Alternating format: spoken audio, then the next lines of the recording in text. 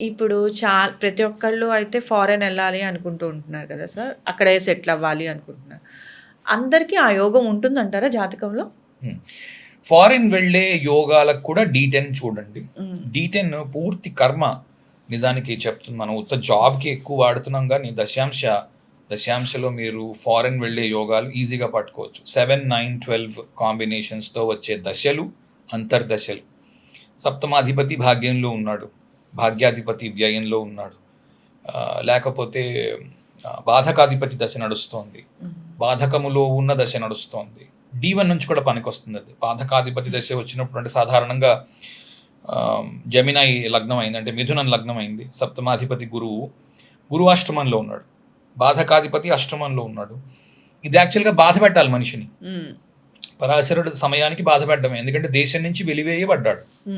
ఈ రోజుల్లో దేశం నుంచి వెలివేయబడితే అంత చాలా గొప్పవాడు. సముద్రం దాటి వెళితే చాలా గొప్ప వ్యక్తి. కాబట్టి ఆ విషయంలో చూసుకుంటే బాధకాధిపతి ఉపయోగపడతాడు.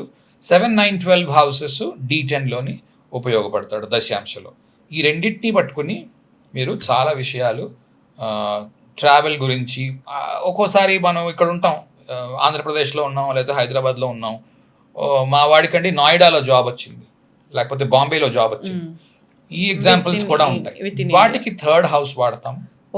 11th హౌస్ ఒక్కొక్కసారి వాడతాం. 11th హౌస్, థర్డ్ హౌస్ కూడా పనికి వస్తాయి.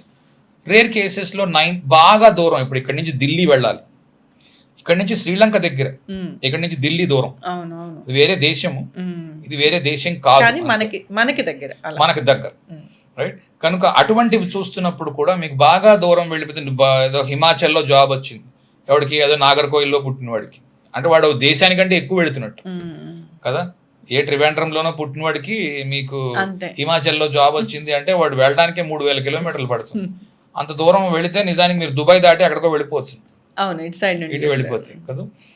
సో దాన్ని బట్టి అది 7, 9, 12కి చెందుతుందా, 3, 11కి చెందుతుందా అన్నది పట్టుకుని దాని నుంచి అది జాబ్కి వెళ్తున్నారా, చదువుకి వెళ్తున్నారా, వాటి కాంబినేషన్స్ ఉంటాయి. 1, 5, 9 కనెక్షన్స్, జాబ్ కనెక్షన్స్ 2, 6, 10లు, లేదా చదువుకున్న తర్వాత జాబ్ కోసం ప్రయత్నాలు చేస్తున్నారా, ఆ కాంబినేషన్స్ విడిగా ఉంటాయి.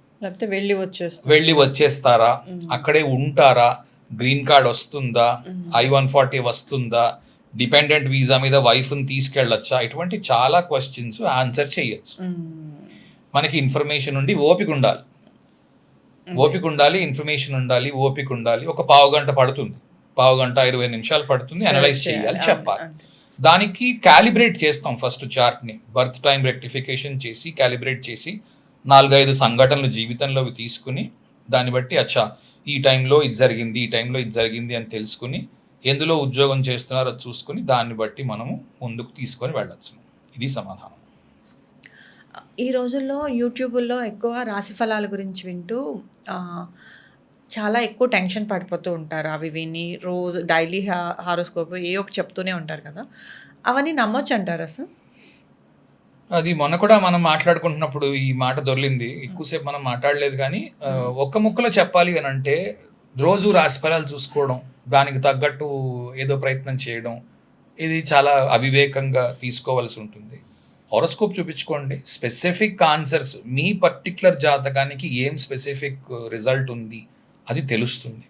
దశలు చూసి, అంతర్దశలు చూసి, డి1 చూసి, డి10 చూసి, డి9 చూసి ఫలితం ఇస్తారు. దీన్ని బట్టి మీరు మీ కెరియర్ని ప్లాన్ చేసుకోవాలన్నా, లేకపోతే మ్యారేజ్ ప్లాన్ చేసుకోవాలన్నా, జీవితంలో ఇంపార్టెంట్ డెసిషన్స్ ఏం తీసుకోవాలన్నా మీకు ఇది ఉపయోగపడుతుంది. అంతేకాని ఉత్త రాశి చార్ట్ ఏమంటారు, మీ రాశి చూసుకుని రాశి ఫలాన్ని ఇవాళ దినఫలాలు, వార ఫలాలు ఇవి చూసుకోవడం చాలా పెద్ద అవివేకంగా మాత్రమే తయారవుతుంది. కానీ అందులో నుంచి దాన్ని బేస్ చేసుకుని డెసిషన్ మేకింగ్ మాత్రం చేయకూడదు.